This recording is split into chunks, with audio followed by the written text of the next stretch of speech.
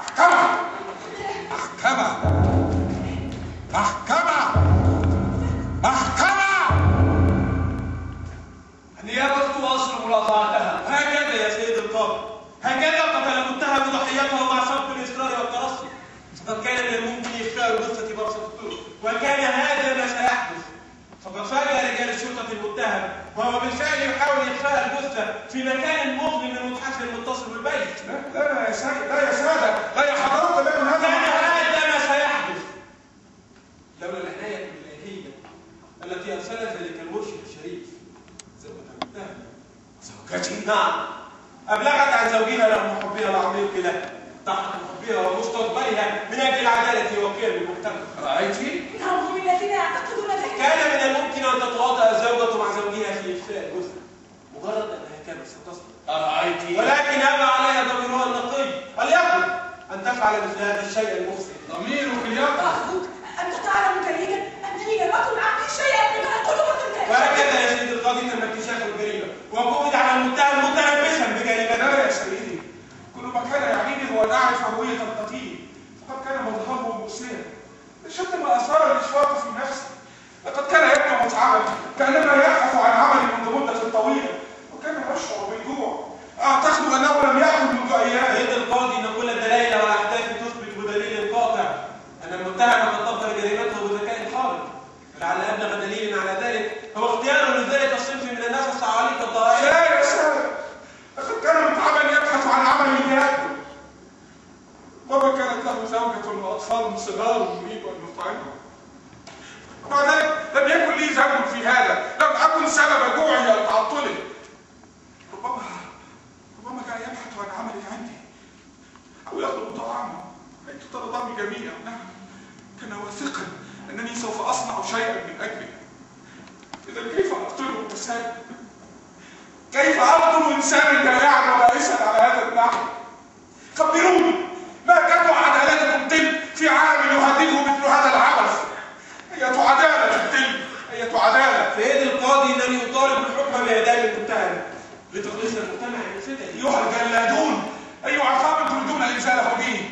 الدفاع يتكلم. لا يا سيدي، ماذا يملك الدفاع عن لا يا سيدي، هو لا يعرف شيئا عن القضية. من الذي خول له أو يدافع عن قضية لا يعرف عنها شيء؟ دفعت له أفعالا، دفعتها مقدما لأن زوجتي قالت لي إنه أمهر وأبرع المحامين. لقد قال لي إنه سوف يبذل قصارى جهده لتخفيف الحب. إذا هو يعلم مسبقا أنني معاق. الدفاع يتكلم. تكلم يا سيدي. سيد القاضي، إن الغموض الذي يختلف هذه القضية لا يدع لنا سواء في مجال الدفاع أو الادعاء سوى الافتراض. وافتراض البراءة والإدانة يستوجبان الأدلة، وهذا ما نفتقده في تلك القضية، الأدلة. وليس هناك سوى الشيء الأخير. فأرجو من المحكمة استدعاء زوجة موكلي للشهادة. النيابة أيضا تطلب شهادة زوجة المتهم. حسنا، زوجة المتهم تتقدم. يستمعون للشهادة. تصيري بين يدي جميلتين، لا تخافي، يجب أن تكوني شجاعة حتى النهاية، ما دمت ستقولين الحق. زوجة المتهم تتقدم. تقدمي، لا تخافي، أنا معك. هل أنت زوجة المتهم؟ نعم يا سيدي. نعم، أنا زوجة المتهم. هل تقسمين أن تقولي الحق؟ أقسم أن أقول الحق. منذ متى تزوجت المتهم؟ منذ عامين. هل كنت راغبة في زواجك بالفنان؟ نعم. هل تحبينه؟ نعم. وهو؟ يحبني. ألم تشعري بغرابة ما في سلوك زوجك؟ لا. كونه فنانا، هل له تصرفات غريبة أو سلوك شاذ؟ كعادة الفنانين. مثلا؟ كان يرى أن العالم ليس على ما يرام، وكانت تقلقه دائما مظاهر العذاب والبؤس، وكثيرا ما كان يشجعها في أعماله الفنية. لديكما أطفال؟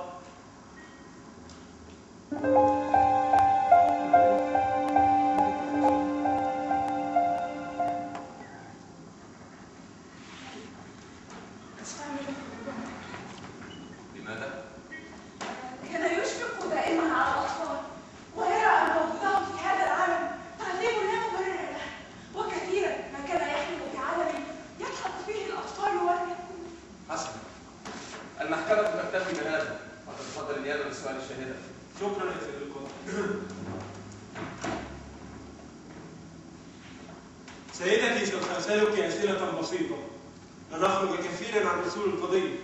في يوم الحادث أين كنت في الطرق الأعلى. وماذا حدث حينئذ؟ سمعت صوت حركة وارتطام. وماذا اعتقدت؟ اعتقدت بعض اللصوص. لماذا اللصوص؟ سبق أن سرق المتحف مرة. أين كان زوجك حينئذ؟ لم يكن موجود. مختبئا؟ لا، لم يكن موجودا فحسب. حسنا، هل أخبرك بخروجه؟ هو يخرج كيفما يشاء. من تظنين شخصية المجني عليه؟ لا. هل سبق وأن تردد على المتحف؟ هل تعتقدونه لصالح؟ ماذا ظننت إذا؟ كنت مجرد كنت. وزوج في نفس اللحظة ماذا ظننت؟ لا، أنا لم أظن. حسنا يا سيدتي، سأسهل لك السؤال. كيف روت تذكرك ما بين الجثة ومتحف زوجك؟ أنا لم أكن أفكر. هل تعتقدين أن هناك بنات آخرين خلصوا من الجثة في متحف زوجي؟ لا. ألم يكن له مقصود؟ كان طويلا دائما. كان يشعر بالكاذب. إنه فنان. يريد التفوق على نفسه. زوجك، إني أسألك عن زوجك. هل يخرج كثيرا عن قواعد السلوك والقيم؟ هو لا يهتم بالنظر. وما هي آراءه في المجتمع؟ أراه لا يقولها دائما، لكنه ينفذها في أعماله الفنية. تمام، وما هو رأيك فيها؟ قد أختلف معه. تختلفين معه؟ لا، لكنني شكراً أحبه يا وأحبه جدا. شكرا. النيابة تكتفي يا سيد القاضي. الشاهدة تحت تصرف الدفاع. سيدتي، هل كنت تحبين زوجك؟ طبعا كنت أحب زوجي طبعا. قبل الزواج؟ نعم. ألم تفكري في التخلص منه؟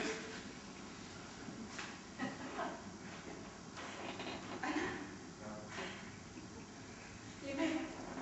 ربما لأنه لا يريد الأطفال. لا، ليس هذا سببا لكي أتخلص منه. حسنا، لماذا إذا أبلغت عنه؟ لا، أملك عنه كل ما أبلغت عنه هو الجثة. ألم تفكري في أن الجثة قاتل؟ لم يكن هذا من شأني. ألم تفكري في التستر على الجريمة حتى تنقذي زوجك؟ لا، مستحيل. ألم تفكري أنك بذلك قد تسببين لبيتك مشاكل؟ أنا لم أكن أفكر وقتها، لم أكن أفكر. وفيما فكرت؟ الجثة، فقط في الجثة كان منظرها بشع. ولكنك أوقعت زوجك في التهمة. ولكنك أوقعت زوجك في التهمة. لا، أنا ما أقصد هذا. ولكنك أوقعت زوجك في التهمة. أقسم لك إني لم أكن أقصد هذا. حسنا يا سيدتي، أنا معك، ولكن كانت تلك هي النتيجة. لا، أنا لم أقصد سيد القاضي من فضلك، إنني يحتج على هذه الطريقة الإرهابية. المحكمة تظهركم من الدفاع مراعاة شعور السيدة عند إلقاء الأسئلة. آسف يا سيدي، فلم أكن أعي من وراء ذلك سوى أن أثبت لهيئة المحكمة الموقرة أن زوجة حينما أقدمت على التبليغ عن الجثة لم تكن لتفعل ذلك إلا لكونها واثقة من براءة زوجها وبيتها. نعم، أنا وإلا ما كانت لتفعل. نعم. وكل ما هنالك أن الغموض والغرابة إلى جانب المصادفات السيئة استطاعت أن تنصب كل أجزاء هذه القضية. إنني يحتج على هذه المبررات الوهمية. إذا لتتفضل سيادتكم بالإجابة على هذا السؤال. ما مصلحة موكلي في هذا؟ الأمر يختلف تماما إذا كانت الجريمة متعلقة بفنان كهذا. وهل كونه فنانا يبرر للكهانة؟ ولم لا؟ وإلا كيف تبرر وجود جثتي في متحف؟ أنا أبرر لكم السبب. ذلك أن عالمكم هذا عالم مباح فيه الموت والعذاب. القاتل طليق والمتهم بريء والقانون هراء. المتهم، هل لديك أقوال؟ تكلم. لماذا لا تتكلم؟ هل تعتذر؟ هل تدافع عن نفسك؟ قل شيئا. قل نعم، لا تخطب هكذا. حسنا، الحكم بعد المداولة.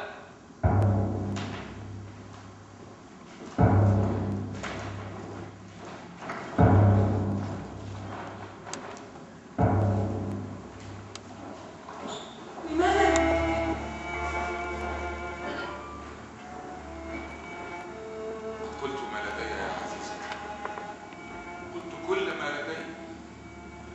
لم يبقى إلا أن أقول إنني أنا القاتل. نعم،